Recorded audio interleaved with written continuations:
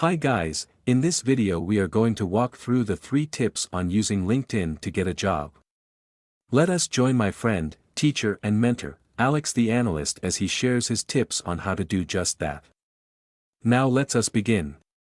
What's going on, everybody? My name is Alex Freeberg, and today we're going to be walking through my top 3 tips on how to use LinkedIn to land a job. LinkedIn is a fantastic place to look for a job. It's its own little ecosystem where career-driven people can connect and talk with one another and help each other find jobs. I personally have landed jobs through LinkedIn, and so I know how effective it can be.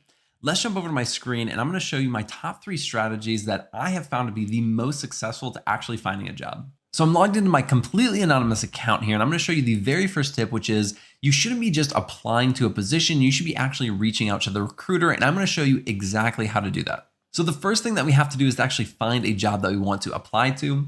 So let's go to the job section right over here, and let's search for data analyst.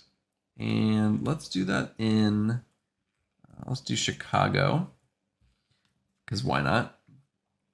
So it's going to search for data analyst positions in Chicago.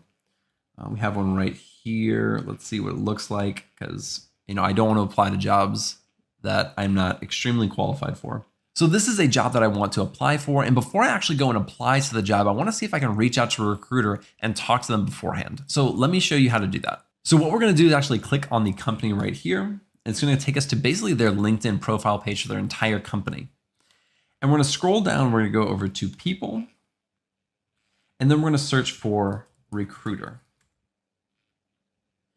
So if we scroll down all the way to the bottom, we can see that there are recruiters that actually work in-house for this company. And so now would be a time where I actually reach out to some of these recruiters and I say, hey, I see a job that I really like, I think I'm really qualified for, and I would love to talk more about it with you. You can ask them things about the job to make sure that it is a good fit for you. And then I highly recommend you asking them what they think is the best way to apply for this job to make sure that your resume gets noticed and you get an interview.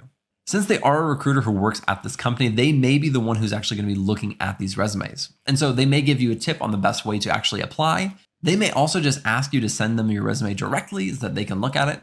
Or maybe later on down the line, this actually is a person who's reviewing resumes. And so if they come across your resume, they may be able to put a face to the name, and that may give you bonus points.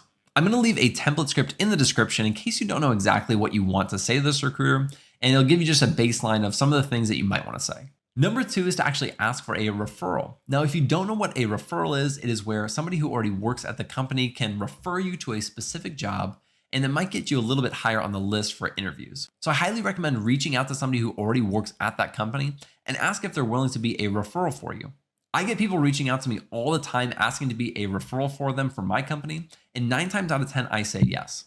I always ask to see their resume first just to make sure that their resume aligns with the position at least a little bit. But there's basically no harm in me being a referral for somebody. In fact, I may actually get a bonus if that person ends up getting hired. And so for the most part, there's almost no risk for the employee to actually being a referral. And so a lot of times they will say yes. Now let me show you how to do that. And it is very similar to finding a recruiter. So we're going to stay on this people section, but instead of searching for a recruiter, we're going to search for a job title that is similar to yours. So let's actually see if they do already have any data analysts. And if they do, that is the person that we're going to reach out to, because that is the person we'll probably have the best connection with. So it looks like we have 6 employees, and let's scroll down.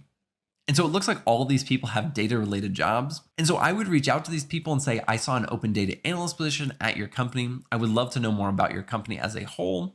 And then you can talk to them a little bit. And then in the end, your goal is to ask them for a referral.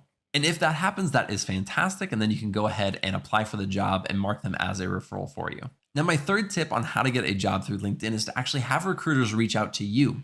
So let me show you how to do that. The first thing we're going to do is to actually go over to my profile here, and we'll click view profile. Now, there's a few things that we want to make sure that we have on here so that recruiters can reach out to us. The first thing that I want to do is to actually come to this section right here, which is show recruiters you're open to work. And when I click on this, I can actually choose some job titles and some locations where I actually want to apply and have recruiters reach out to me. And so right now I have data analyst, I have in the DFW area, which is where I live. I can also add titles like business analyst, and then maybe junior data analyst, entry-level data analyst, or things like that that could potentially have recruiters reach out to me for positions that I'm interested in. And then you can say that you're immediately and actively applying.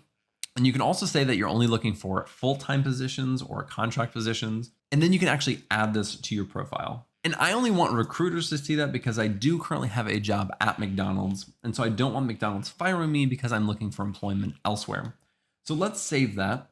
And it looks like it was updated. And so now when recruiters are searching for candidates for a specific position, you will be on that list so that they can find you and reach out to you. Something else I should mention is on your profile page, I would try to have some type of professional photo so that you look really good. I would also try to include data analyst somewhere in your title. If you already have a data analyst job and you're looking for another one, you can just have your previous company. But if you're looking for a data analyst job, you can always put seeking data analyst position or something like that. Another thing that I think is really important is having really good descriptions for your previous work. I don't currently have this, but I would go a little bit into the work that I actually do. Make sure that the experience matches kind of what you're looking for if you do have previous experience. If not, that's totally fine. The next section on your profile page that I would recommend looking at and updating is your skills section. And so you want to go in there and make sure that you have all of your relevant, really data analyst heavy skills on there, specifically hard skills, because soft skills aren't going to translate too much into this section. I would definitely stick to things like SQL, Python, Tableau, Excel, things that data analysts are going to use because this is where they're going to actually look and see if you have the skills that they are looking for that position. When I was applying to jobs and only applying to job postings and not using any of these strategies, my success rate was 0.04, which means out of 1,000 applications that I filled out and sent my resume to, I only heard back from 4 of them to actually get an interview. But with these strategies, I was able to get that up to 10%, and at my best, I was able to get that up to 15%. But that's because I was applying to a lot less positions and I was targeting jobs that I really wanted to work for. And so I put in more effort in order to contact people and work with recruiters in order to get that job. I genuinely hope that these strategies can be helpful for you, especially if you're trying to apply for jobs right now. Thank you for watching. If you found value in this video, please support this channel by liking and subscribing. I'll see you again in another video.